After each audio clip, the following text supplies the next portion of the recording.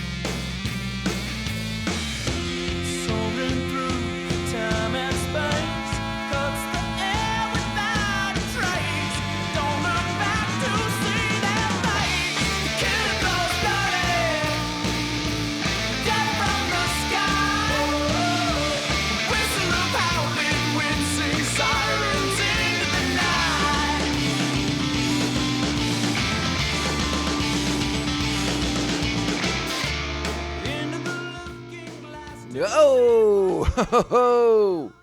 Greetings, Bucketheads. Mavar Tigar. Welcome to our 229th Fangirl Cult Fighting episode of Mandovision. I'm your host, Narguy Tom, and thank you so much for checking out this small, independent Star Wars podcast. The best way to reach out to us on social media is at Mando_Vision on Twitter and Instagram. You can email the show at mandovisiontom@gmail.com. Be sure to like, subscribe, follow, and share this show with all the Mandalorians in your covert. All right, Bucketheads, how are we doing?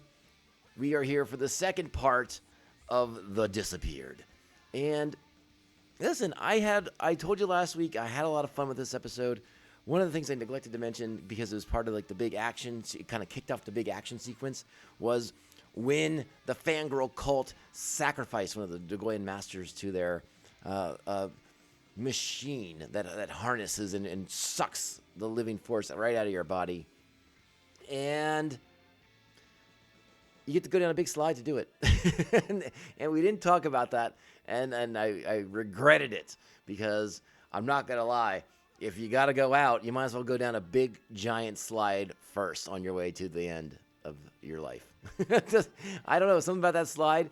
I'm just like, I get it. You're going to die when you get down to the bottom of that thing, because you're going to go right into the mouth of that thing that's like just sucking the force right out of your body and killing you in the process. But that slide looked pretty cool. It looked pretty cool. That's all I'm going to say about it. But yeah, there you go, friends. So, I don't know. Just saying.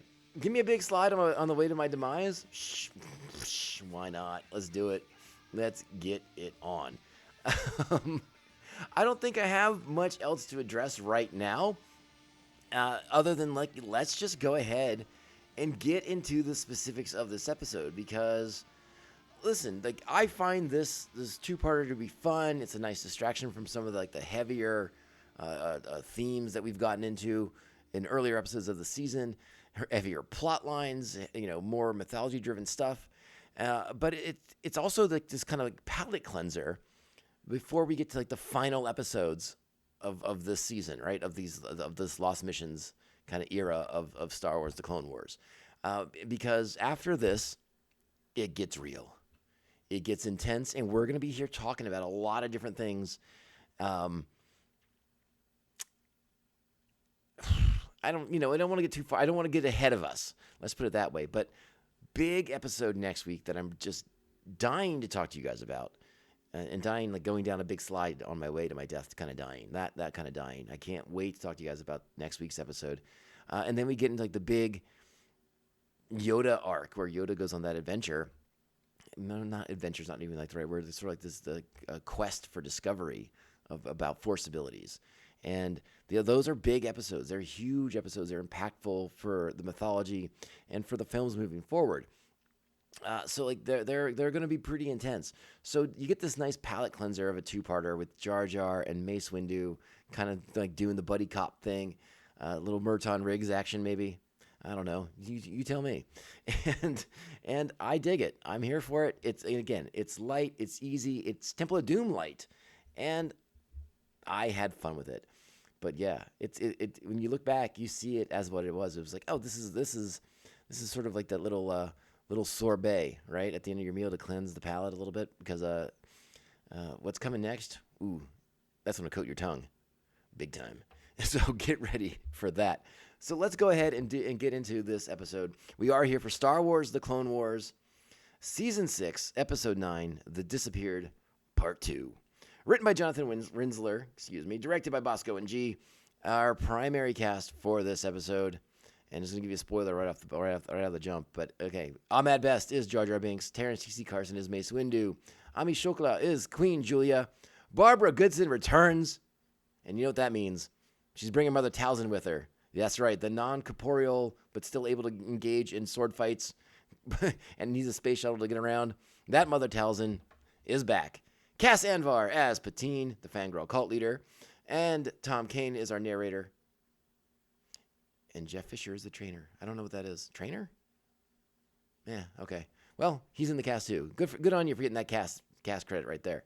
Our plot for this week: Jar Jar Binks' beloved Queen Julia of the planet Bardata has been abducted by the bloodthirsty fangirl cult to fulfill a dark and ancient prophecy.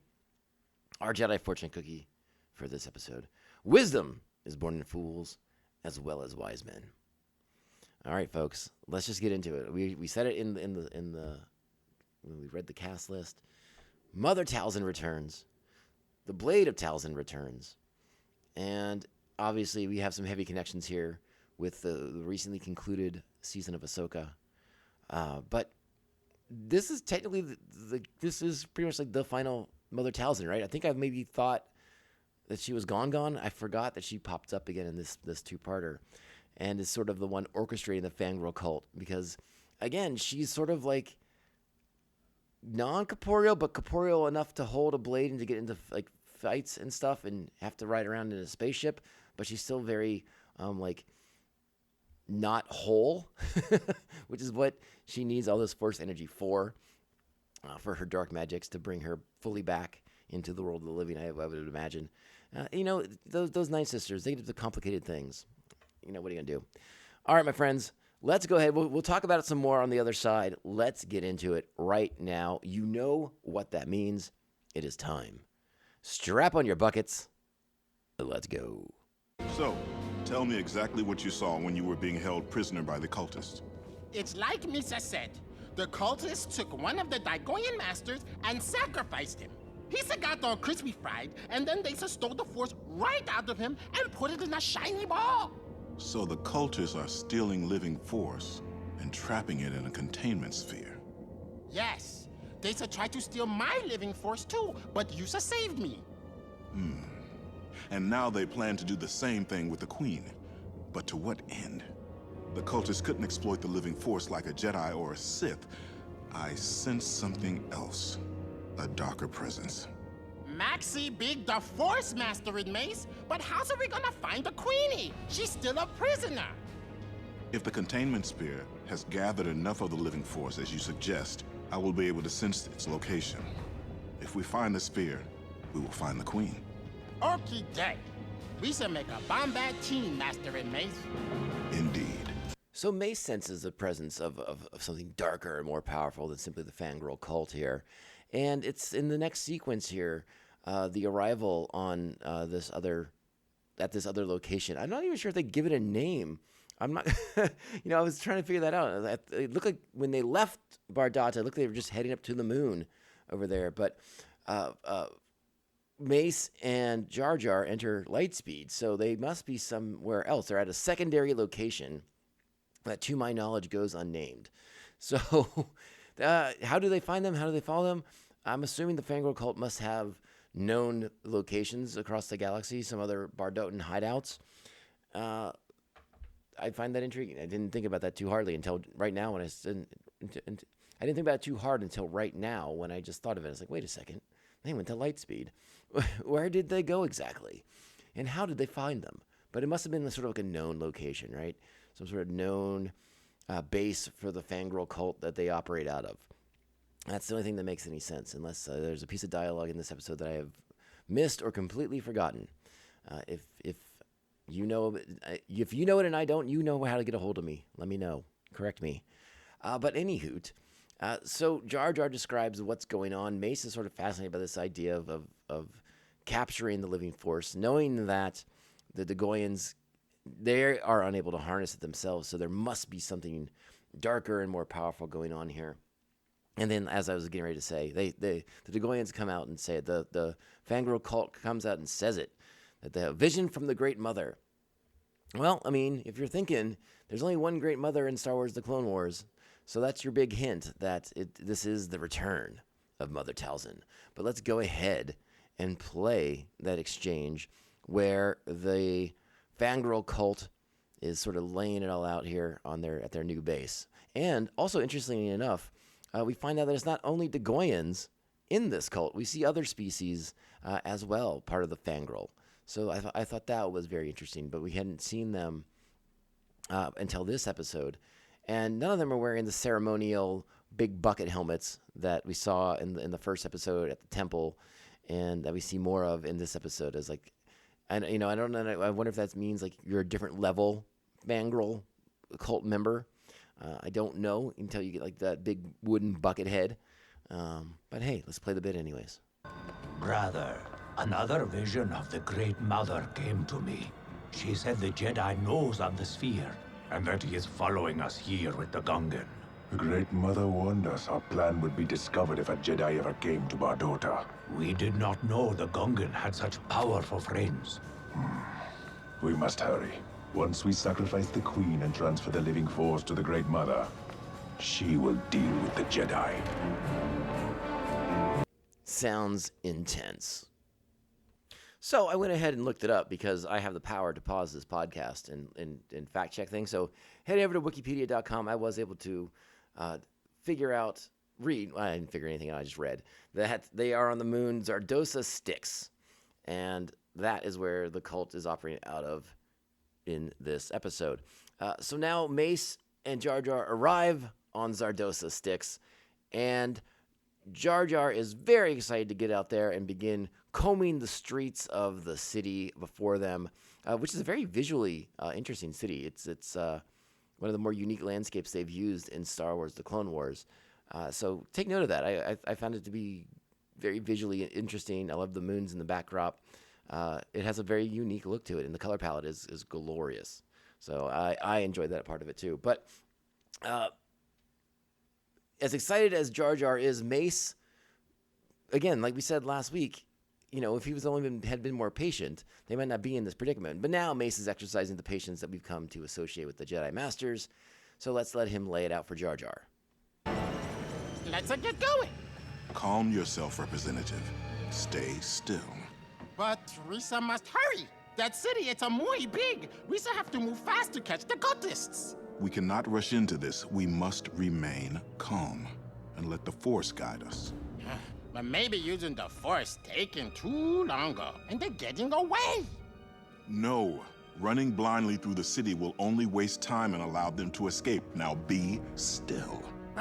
Okie day, Master and Mace. I see people, market, streets. Yep, Misa see that from here too. I see crowds. Wait, a square. A market square. And the sphere, I see it. And the Queen. Let's go. Wait! Misa thought Risa not rushing in. That was before we knew where we were going. Now, the chase is on. I love that. The chase is on. It's like the game is afoot. It's so Sherlock Holmesy of him. But yeah, good stuff right there. Mace sort of sussing it all out, using the Force, tracking the Force sphere. Good stuff. And now we get into another sort of Indiana Jones kind of tribute / motif kind of thing. You know, this is a lot like the chase through the streets of Cairo in Raiders of the Lost Ark coming up here, with a little bit of more slapsticky stuff for Jar Jar to do, as you know, it goes a little awry. And Jar Jar expresses his sort of impatience at a lot of things in the episode. But we get to some fun lightsabery things, and generally it's just a fun little like kind of action beat here, and it's very, very enjoyable. So the sort of culmination of the chase ends up being the fight between the Gundarks. Oh, with the Gundarks, I should say. Jar Jar, not a ton of help in this fight, but he does get himself involved here. And again, it's a great action sequence. I enjoyed, you know, seeing Mace's purple lightsaber blazing in the dark, dusty streets of this Cairo-esque town. And again, it's kind of fun to bring some Gundarks into play here as well. But it's time to head out into the desert and see exactly what the cult is up to here as they move their plans ever forward. By the way, and I like the sort of like the light rail system that the Fangirl used to head out to their little base. I think it's very cool, but at the same time, it's also very easy to track. So if Jar Jar and Mace see you get on it, they're going to be able to figure out where you're going. So as cool as I like it, as neat of a visual as it is, I mean, it's like following somebody on the subway. Like, you just got to follow the tracks, buddy. It's not that big a deal. And this location, unlike the subway, looks like there's only one stop. It's at the end of the line. But the Fangirl, they're not too worried about it. The appointed time draws near. The sun and the moons are almost aligned. The Jedi is unyielding. He will arrive too late to save the Queen. I've seen it in my visions. Once the Great Mother is in possession of the sphere, she will combine her powers with the living force, and a new order will arise. Well, a new order will arise, just not the one they're thinking it's going to be. That's the facts there. Yeah, and now, you know, hey, let's check in on our heroes. Yeah, okay, got it queued up here. It's Jar Jar and Mace riding some Yopies out in the desert, because that's what Yopies do best.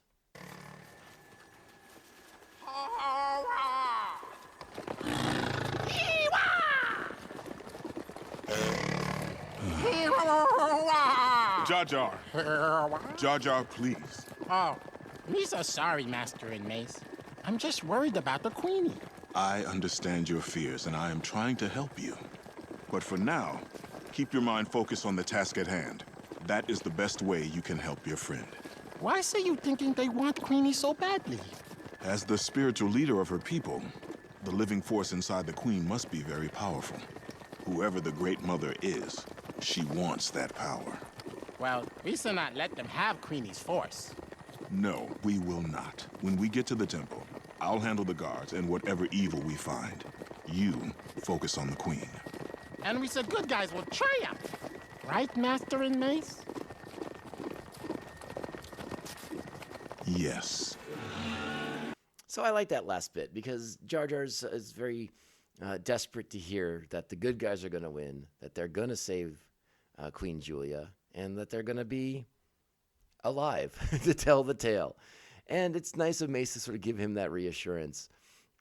But, you know, the moment is upon us here where the big reveal, right? Like, and I don't know if it, you know, I sort of wonder, I often wonder when it comes to Star Wars, were we supposed to be surprised by the reveal that the Great Mother is in fact the Great Mother that we already know, Mother Talzin herself? Mace doesn't seem to be thinking it's going to be her, but I think as an audience we're like, yeah, that's the Great Mother. That sounds about right. Or are we supposed to be thrown off because the Dagoyans are very, very different, and this fangirl cult seemingly has no connection to the Night Sisters in any way? But hey, let's go check it out. Let's be here for the arrival of Mother Talzin.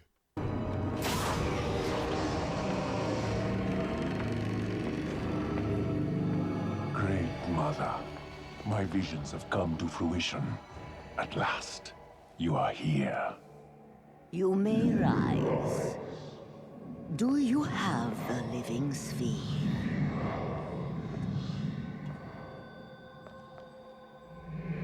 I can feel the power of the pure spirit resonating in this orb. The Jedi comes. This temple is well protected. When they arrive, the Stone Guardians will deal with them. We must begin the ritual at once. Come. So, yeah. They're going to begin the ritual at once. There's a lot going on here. And we get the clue that the Stone Guardians are going to be a big foil for Jar Jar and for Mace in a moment. And, you know, again, another fun little action sequence. But let's find the next clip to talk about. All right, so this is where the cult's beginning of the ritual. Let's go ahead and play it. Who are you? The hour is far too late to trouble yourself with such matters, my dear.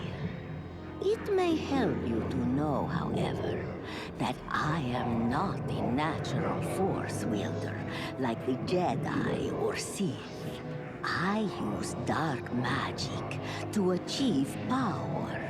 But as a Bardotan, you possess a strong connection to the living force. A connection that will now be mine. Never. I will not succumb to your evil. How noble. Upon that tower rests a device that can harness the energy of the sun. When the lenses are aligned, the energy will rip your spirit from you, and I will gather it here. With the combined power of your spirit and my dark magic, I will become more powerful than any Sith or Jedi. And I could only imagine that so that you can go back and try to get revenge on Palpatine again, right? Palpatine, Dooku, everyone who's wronged her. It's time for Mother Talzin to get that sweet, sweet, sweet payback, right? Well, Jar Jar and Mace may have something to say about that, but they're about to activate the Stone Guardians and get themselves into a fair amount of trouble. So that can't be a good thing for anybody. But they will defeat those Stone Guardians. But again, it's kind of a fun little battle because the Stone Guardians are a fun visual, and I dig it. And our heroes arrive in time to stop the ritual, sort of to interrupt the ritual, and let's just let it happen. Here we go. The Jedi have defeated the Stone Guardians. You mean the Jedi and the Gungan. Jar Jar! Misa here, Queenie! Master Windu. I assume you are the Great Mother. No, I am a simple witch, not worth the trouble or attention of the great Jedi Order. A Night Sister. Get the Queen. Oh boy! All right, so more lenses are focusing into place. The Queen is still in danger, and now Mace is going to be engaging in combat against a Night Sister. And I guess he doesn't read a lot of briefs because he seemed very surprised when she broke out some dark magic for him. And he's like, "What? A Night Sister? Oh, I should have read the file." Silliness. So Jar Jar's got a bit of a race against the clock as those lenses are coming into place to rip the living force from Queen Julia's body. Mace is engaging in combat against Mother Talzin, who hasn't summoned the blade just yet, but she's going to do it soon. I want to play this little bit here as Mace fires up the lightsaber, and he has a nice quip for the Great Mother. Your power is no match for my magic. Magic is only an illusion.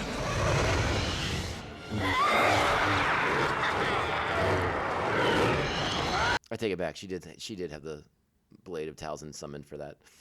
So Jar Jar's going to do his best to get the Queen out of there. They do a pretty good job of building up some suspense with this sort of like ticking clock situation they have going on here. You get basically what happens is the lens is going to be moved.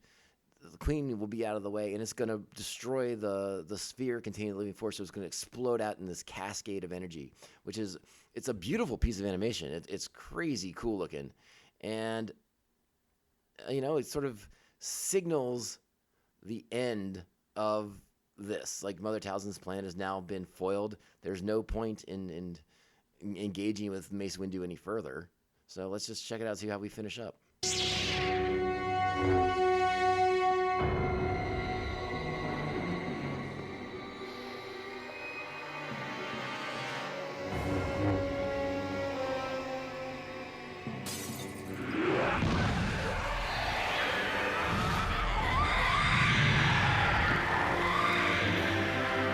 So, no dialogue there. That was a waste of time. I apologize. I thought Mother Talzin said something to Mace. I must have remembered that wrong. She just looks at him and begins to shriek, and then she disappears into her green energy form, and just goes away. Again, like her bids for being powerful and all knowing and all awesome to stop Palpatine. It's sort of interesting to think.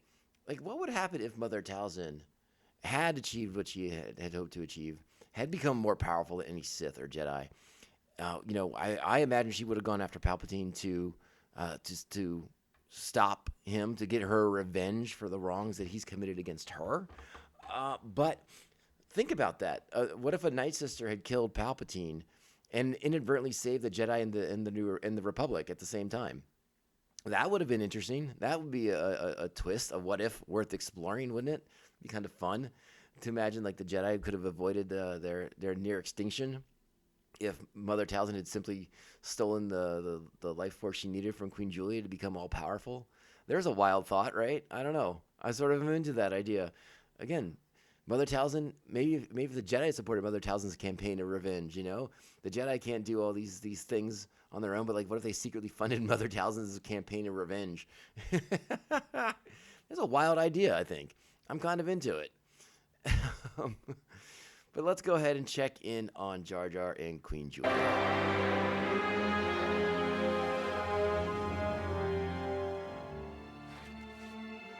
Jar Jar, I knew you would save me. Misa never lets anything happen to you, Queenie. Jar Jar, Your Highness, over here.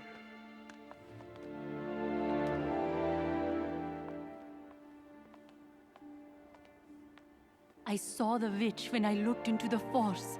Jar Jar, I wanted to tell you. I knew you would stop her. You should be thanking Master and Mace. Jedi Master, I owe you my life. It is my privilege to serve you, Queen Julia. Perhaps this is a new beginning for the Bardotans and the Jedi.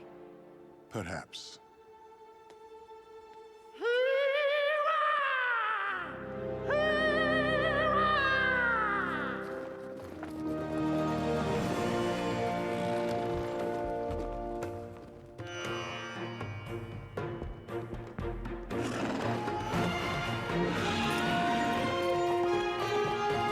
All right, now our heroes ride off into the sunset, and that's that. That was Jar Jar calling their noble steeds back to them, and now they'll ride off together. And bringing into this a very Indiana Jones-esque adventure for Mace Windu and Jar Jar Binks. And again, I find it to be a lot of fun. One of the things I couldn't help but think about at the end of this episode was, we find out that like Jar Jar sort of has like this secret life outside of what he's been doing in the films, right? Like, he has like this basically girlfriend who's the ruler of a planet. And I mean, there's a part of me that thinks like at the end of the Clone Wars, or that actually hopes that after the Clone Wars are over, after the Empire begins, that Jar Jar leaves Coruscant and goes to Bardota and lives happily ever after with Queen Julia, because I find it to be a far better fate for him than being that clown on Naboo that Chuck Wendig created in his Aftermath series. That felt like, to me, that felt like a cheap shot at the character by somebody who never understood Jar Jar and never wanted to understand Jar Jar. And that always bothered me in those little interludes that Wendig included. They weren't completely disrespectful to Jar Jar, but I didn't find them to be worthy of the character in a sense. And this episode reminded me of the fact that like Jar Jar had a life, and I would like to think he got to go back to that life once he left Coruscant. You know, the Bardotans. Now again, for all we know, Palpatine, you know, goes and enslaves the Goyans because their planet has Force properties that he's interested in. You know, there's a lot we don't know, so maybe that would explain why Jar Jar is like a sort of a clown on Naboo, because maybe Queen Julia gets murdered at some point by Palpatine. It's a lot to ponder, I suppose. But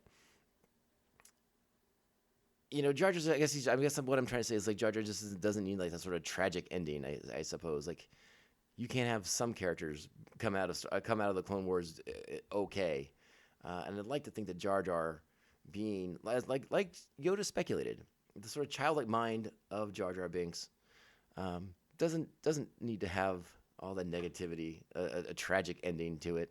That's just my opinion on the matter. Agree or disagree, it's up to you. Then again, I didn't like those Aftermath books very much to begin with, so that might be my own personal opinion on those. So hey, how about that? 7 buckets. You know, it's that sorbet you get after your dinner, right?